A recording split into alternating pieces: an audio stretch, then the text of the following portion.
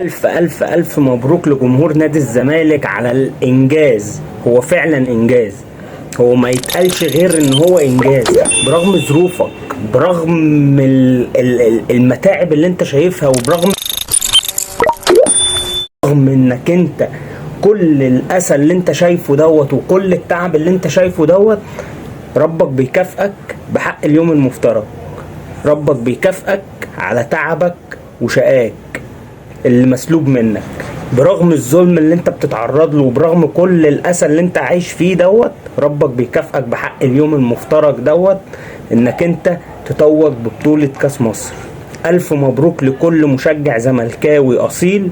يا رب يا رب يا رب دايما يا رب الزمالك على منصات التتويج، وان شاء الله ان شاء الله مش اول ولا اخر مرة، واحنا بدورنا مشجعين واقفين دايما في ظهر نادي الزمالك فقط.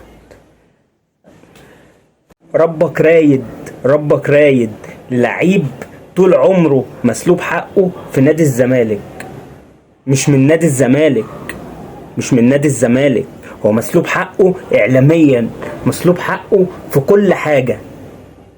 راجل اتظلم بمعنى الكلمة. شيكابالا، محمود عبد الرازق شيكابالا، اعظم لعيب دخل الكرة المصرية، من امهر واحرف اللعيبة اللي دخلت في الكرة المصرية، ورغم ذلك مش واخد حقه. النهاردة ربك بحق اليوم المفترج برضو ربك كرمه وجبره النهاردة، وكان الفوز برجله هو. الف مبروك يا زملكاوية.